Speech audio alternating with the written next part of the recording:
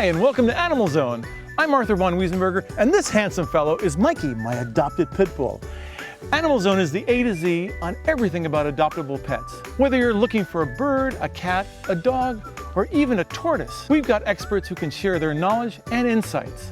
So cuddle up with your favorite critter and join us as we explore the AnimalZone.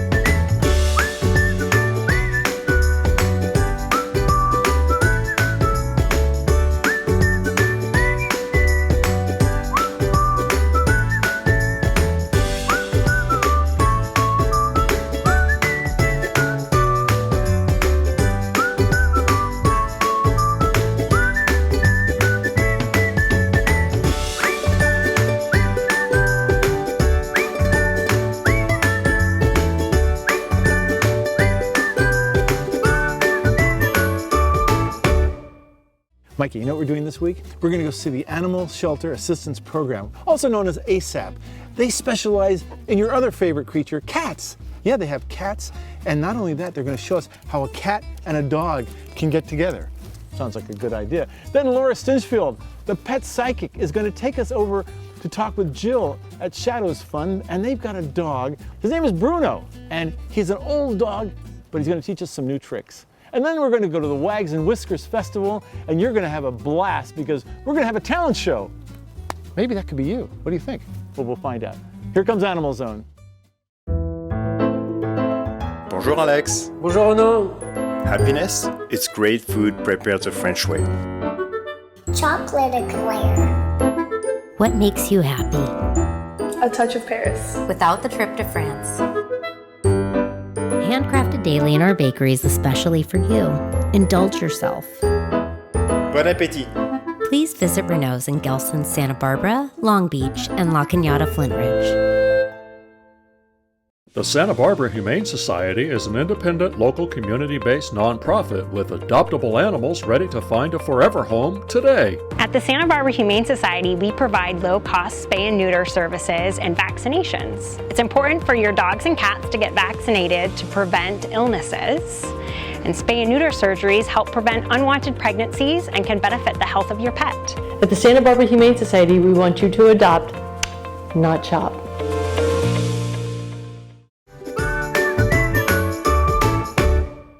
Well, it's time to bring out the catnip because we're at ASAP. This is Cat Heaven, and we've got joining us Becky Morrill, who is the Shelter Operations Supervisor here at ASAP. Luckiest person in the world. Yeah. And ASAP stands for? The Animal Shelter Assistance Program. How long have you guys been here? We are celebrating our 30th anniversary in 2019. So as we head into 2020, year 31.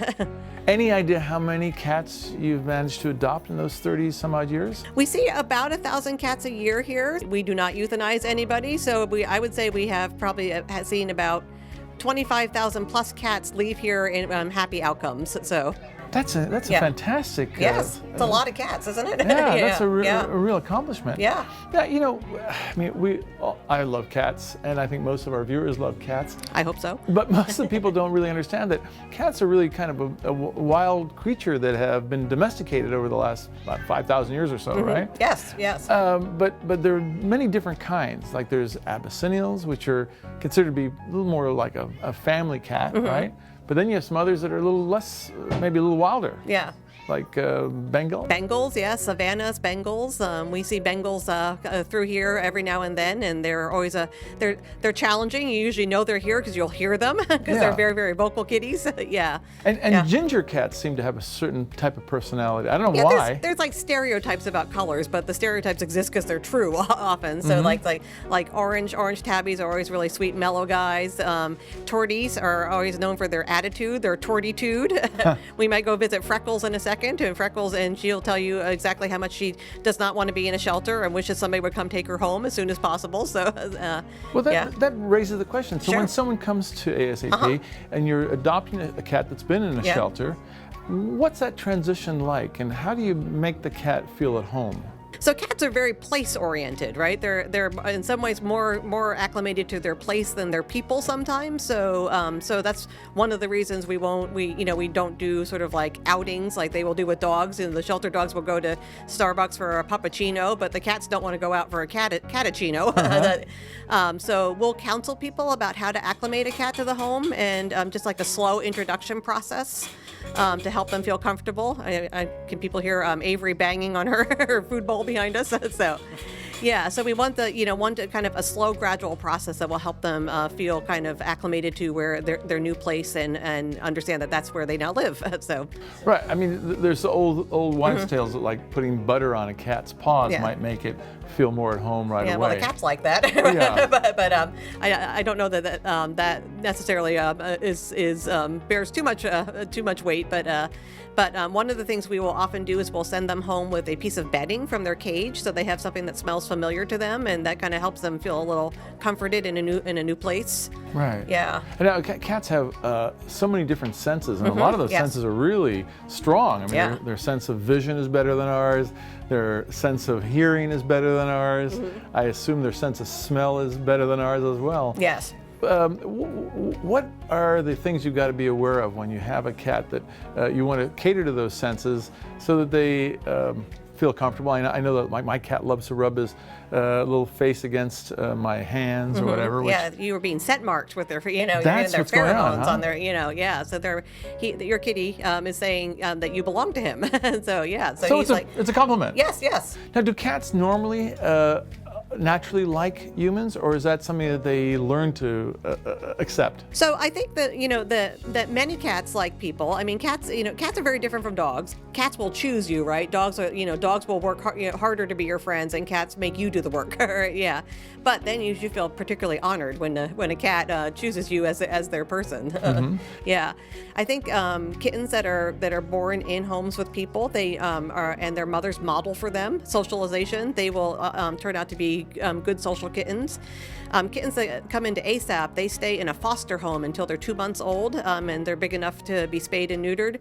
So all of our kittens pretty much start off with some home environment, which is great because they've learned to know and trust people and are much more social once they're adoptable.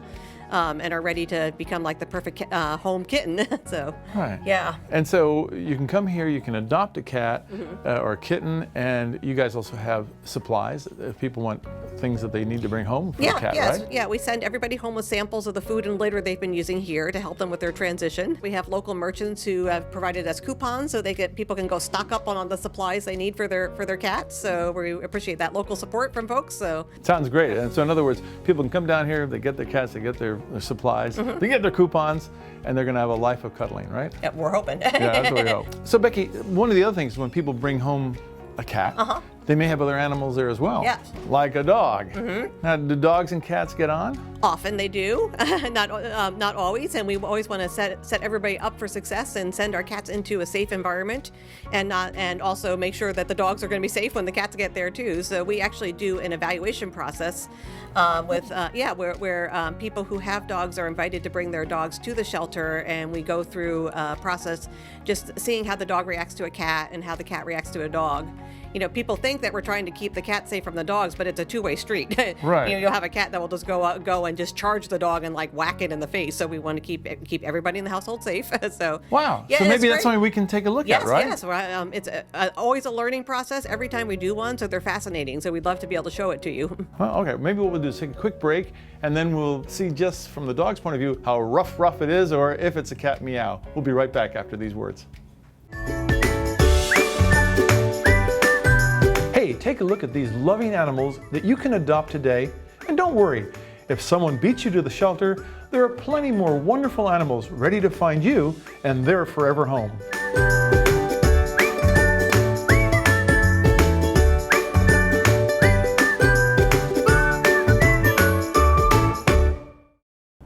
Every morning you could count on it being there with the rise of the sun. We're proud to say we've been there every day with you.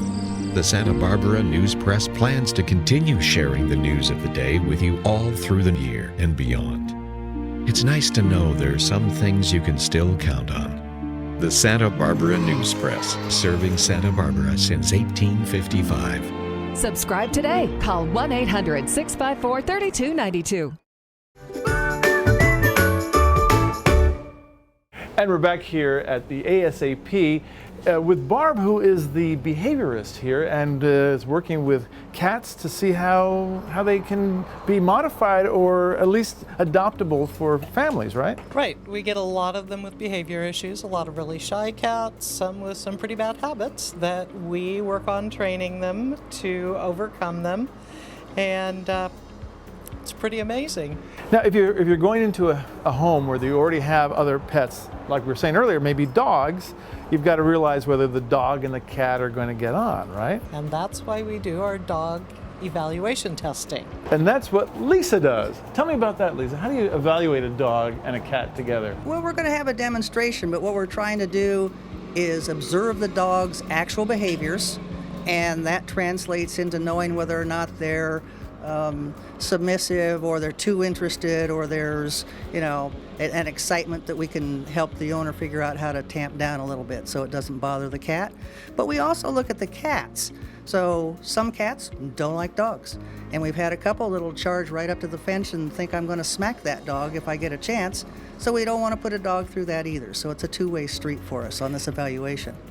When you look at a kitten and they're afraid of dogs, is it because they've had a bad experience as a small kitten? You know, what we found is with actual kittens, real youngsters, they don't have enough brain to know what to be afraid of and what not to. And they don't have enough muscle to smack a dog to say, get away from me if the dog gets too enthusiastic. So kitten evaluations are really all on the dog.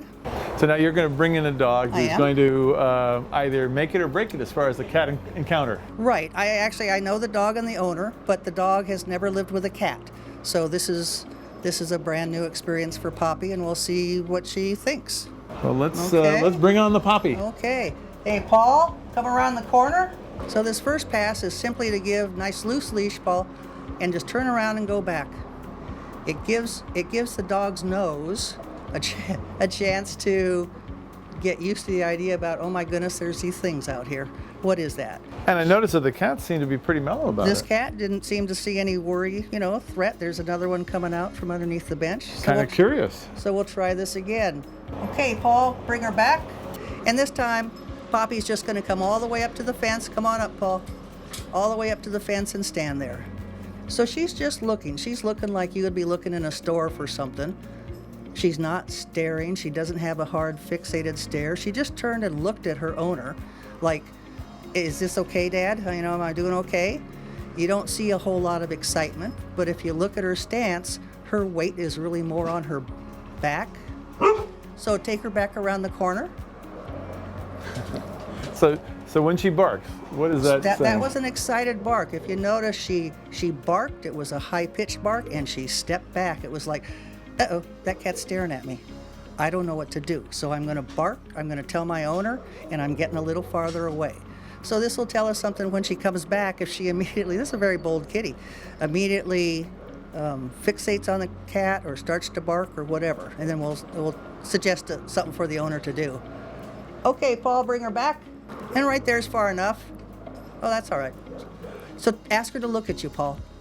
Perfect. She was already starting to look at her owner. So that's a distraction from the thing that's so interesting. That's a play bow. She just yawned and did a lip lick. Ask her to look at you, Paul. Very nice. The yawn and the lip lick are, let's everybody stay calm. So again, have her look at you. She's very responsive. She doesn't know what this is. The kitty obviously is not thrilled with the behavior, but there's nothing aggressive here. She keeps backing up. So go ahead and go back around the corner, Paul. I'm really pleased. I mean, I have 3 cats at the house, one of whom was a foster from here, hospice foster. I wouldn't have any hesitation having Poppy come over and visit at my house. I'd keep her on a leash.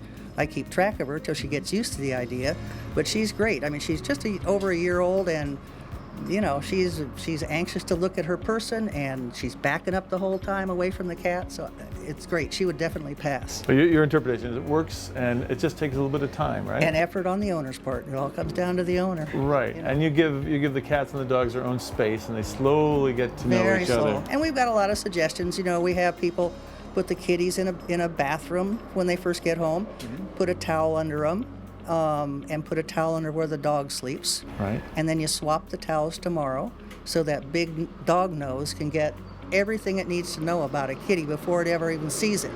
And the kitty gets a whole bunch out of that. It takes one new thing out of the whole mix of trying to introduce them. But the whole thing is slow. Right. Kitty gets to decide. The cat gets to decide the whole thing. Now, I have a dog who happens to like the cat food.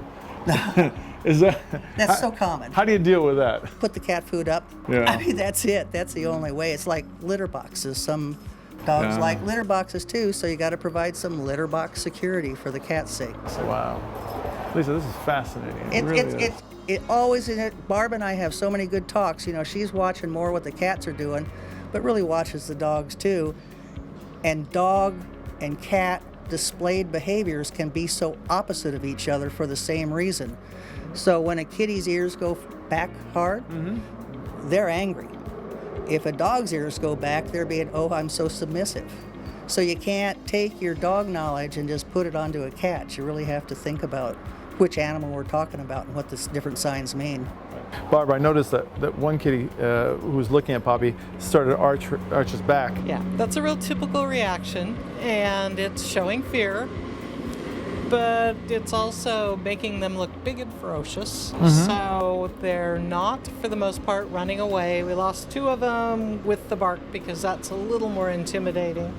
But Mo here has never been outside in the run before and stayed there the whole time. Little arch in his back, a little fluffing of his fur, and then he just stayed there.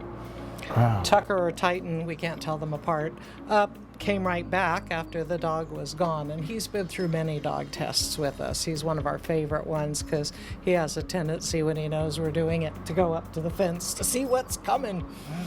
And yeah, he's a good boy. So we would send him home. This guy is fabulous. He would definitely be approved to go home with a dog. Yeah, really good. Especially he's a little nervous being out here for the first time. All this noise is a little different than the crazy noise inside. Wow. This has been a really successful program for us. We have not had, knock on wood, we have not had a bad outcome with a dog and a cat at the home because of the dog or the cat since we started doing this. And it's lovely because, otherwise you end up with some, you can have some pretty bad outcomes. And it's worked out really well for us. And we've said no to very few people, so. And almost everyone is supportive when we tell them, yes, if you'd like to get a cat, we'd really like to have your dog come in so that we can make sure it's a good thing for your dog and the cat. And it's the one circumstance where we'll actually hold a cat for people if they've sort of fallen in love with someone. Lisa's schedule is amazing. She almost always, within 24 hours, will get a test scheduled for people, so it's not like they're waiting for weeks. Hey, my boy. Did you want to say something? Oh, well, maybe it's an encounter with a microphone. There you go. You're a sweetheart. Well, this is so amazing to see what you guys are accomplishing here because it proves that cats and dogs can get on.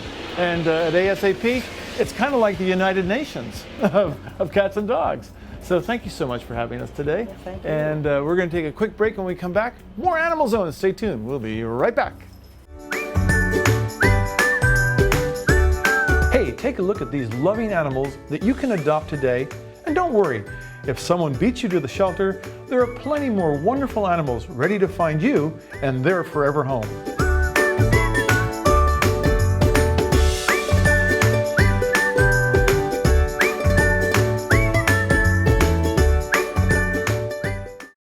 Care for Paws was started in 2009 with the goal to reduce pet overpopulation and keep animals out of shelters, and also to ensure that pets can stay with their owners for life. We, from the get-go, established a free spay and neuter program that would help low-income pet owners fix their pets. So we provide shots, microchips, dewormer, flea treatment. We also have a veterinary intervention program. It's a way for us to help improve the quality of life for the animal as well for the owner, because when an animal suffers in the family, so does the rest of the family.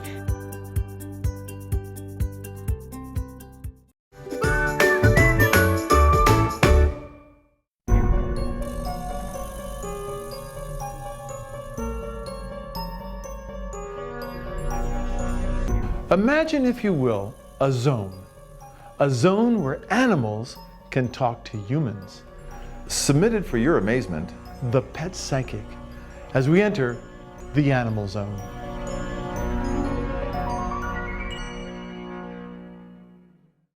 So today we're with Laura Stinchfield, the Pet Psychic, and we're also joined with Jill, who's from Shadows Fun in Lompoc, and we've got Bruno, who's come from Lompoc, from Shadows Fun. And Bruno's been in your life a long time, hasn't he? End of April last year. Yeah. And he's an older guy. He is. We think he's probably about 15 years old. That's our best guess. Wow. Yeah. Well, Laura, you know, you're good at tuning into everybody. Maybe there's some wisdom that comes with age when it comes to a dog. Okay, yeah, let's ask Do you think he's got him. any insights for Yeah, us? and Shadows Fun takes in mostly old dogs, right? We take in the dogs we consider to be the most vulnerable. So old dogs, pit bull type dogs, dogs who have a treatable injury or illness that folks are passing up for adoption because of their age or their breed. Oh, he says one of the things that he thinks is wise is patience. He says he used to play rough, and he's learned you gotta just slow down sometimes. He says when you're old and it takes you a while to get places, you think, whoa, what do I do with this time? Because what you were thinking just stops and you just have to then think about something else. I think he's thinking about like playing or So in other words, he kind of forgets what he's doing. Yeah. He's like most older people, right? Yeah. I'm one of the examples. Last night, he and one of our other old boys went on a walk. We let them go on walks at night Oh, to just neat. wherever they choose. Yeah. And they just walked in a direction on the ranch, and they got however far they got. It was a pretty good ways, and then they both just plopped down and laid down like, well, and just in the middle of the ranch. Yeah. Right here. We're just gonna stop right here for a bit. Oh. And I noticed that his collar says Mayor Bruno. What's that about? Yeah, so at the sanctuary, we have a thing we call Tire Town, and it's really the playground for the dogs. And they go out there and they all play together, and you can see little dramas unfold amongst the dogs, and all the dogs have different roles they play. And when this guy arrived, he was just sort of the calming presence for everything. He was engaging with people, he was engaging with other dogs. Any of the dogs that had anxiety issues or fear issues, whether it was with people or other dogs, he would just sort of walk up to them and stand there like, hey, it's okay. He just had that sort of leadership, calm demeanor that made everybody feel at ease. And so every year we do elections in Tire Town to have a new mayor who's got the best interests of everybody at heart. And we have votes online that people vote. And Mayor Bruno was elected mayor, which is quite a ways to come. He was abandoned on the side of a highway, so he came off the streets and into mayorhood. Do you understand, Bruno, that people elected you mayor? He says, of course I understand. He says it's a big deal. He said it was a really special moment getting his collar. Wow. He says he really feels free. I know, bud. Oh, hi. Oh, okay. Hi. You need to stand up and see Art. Oh, he's going to see Arthur. Hi, Bruno. You know that I'm a pit bull lover. Yeah, we have Mikey. Mikey, who's going to be around here. He's such a sweet guy. What a sweet guy. Maybe he's going to give me some ideas about how to become a good politician. Bruno, do you have any advice for people who have older dogs like you? He says, know that we love you. He says, it's okay to cry and hug us, but he says, don't wallow in your sorrow because we want to be joyful. I think that's kind of a universal thing that like old animals feel. Do you think that's universal? That all the old animals feel that way? He says he thinks that some animals feel guilty that they have to leave. And he thinks that you should try hard to tell them that you're going to be okay. That's his advice for the animals. Wow, that's great advice, Bruno. Thank you. Great advice. You know, we love our animals and they love us back. That's all that the world's about, isn't it, really? It's so At any true. stage. And this guy's just wonderful. Well, Jill, thank you so much for bringing Bruno down today. And Thanks Laura, for having us. always a pleasure to be with a pet psychic. You're amazing, as always. You. We're going to have to take a break, but we'll be back with more Animal Zone coming up right after these words. My grandfather taught me about the beauty of the rugs. Each one tells a story. Story about the person who wove it, the person who bought it, the person who inherits it, the person who treasures it. It's amazing how simply looking at an object can bring you back to a different place and time, or remind you of someone you love. At Santa Barbara Design Center, we want to help you find a rug that will travel through time with your family for generations to come. Visit us at 410 Olive Street and find your treasure today. The Santa Barbara County Animal Care Foundation is dedicated to saving animals' lives, but we need your help to continue this critical work. SBCACF provides year-round medical and surgical care so that abandoned, homeless, or abused animals receive the best second chance at finding a loving home. No animal is turned away from surgical care. To learn more and assist us in keeping that pledge, visit sbcanimalcare.org and make a donation today. If they can be saved, we want to save them.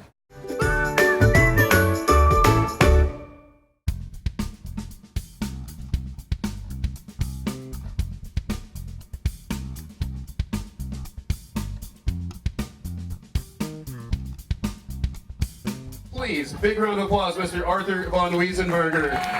Thank you, David Mormon. What a great job you're doing here today. Unbelievable. The Wags and Whiskers Festival. Ladies and gentlemen, this is going to be a great moment because you've come for the best in show. You know, Wags and Whiskers, it's been going since 2009, and they have had over hundreds and hundreds of adoptions. And today I don't think is any exception because I've already seen some amazing animals being picked up and taken home. So this is really a great thing. And our first talent, her name is Princess Grace. She's owned by Cher. And come on up, Princess Grace. Princess Grace is a little bit shy. She's, okay, here she comes. Hello, Princess Grace. And tell me, Cher, what is Princess Grace going to do for us? She can bow. Oh, there you go. Of course. And the judges are giving, we have a 5, a 4, a 2, and a 3. Jack's Shorty is the name of the dog, and its owner is Melissa Mayberg. And thank you, Melissa, for coming up. Tell me, what is Jack's special talent or trick? Jax just likes to do lots of little different things, so we'll see. Look at that. Oh my God. Oh, wait a second. This is unbelievable. Oh, incredible. Wow, let's give a big round of applause for Jax and Melissa. Thank you so much. That was fantastic. All right, judges. Pick your number and let's see what we get for Jax. And there you go. Congratulations.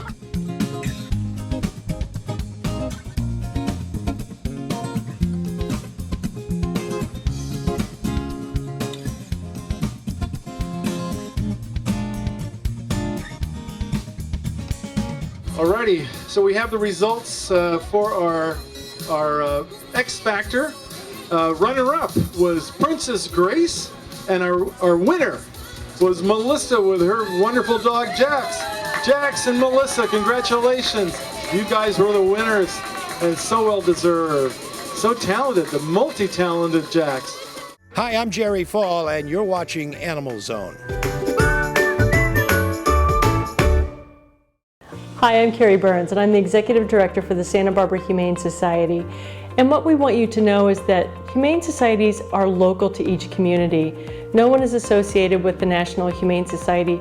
So when you donate or you adopt, know that everything that you touch is right there in your own backyard. We want you to donate, volunteer, and adopt. For more information, visit sbhumanesociety.org.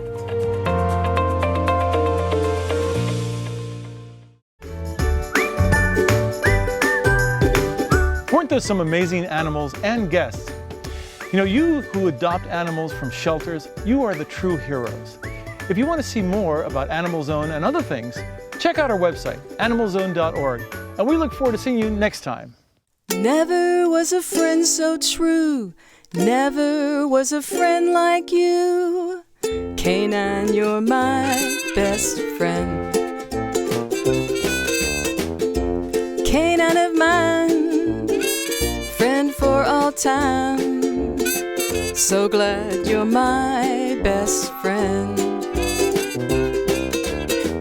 Through thick and thin, we'll see things through. Canine of mine, so true. Did I find you or did you find me?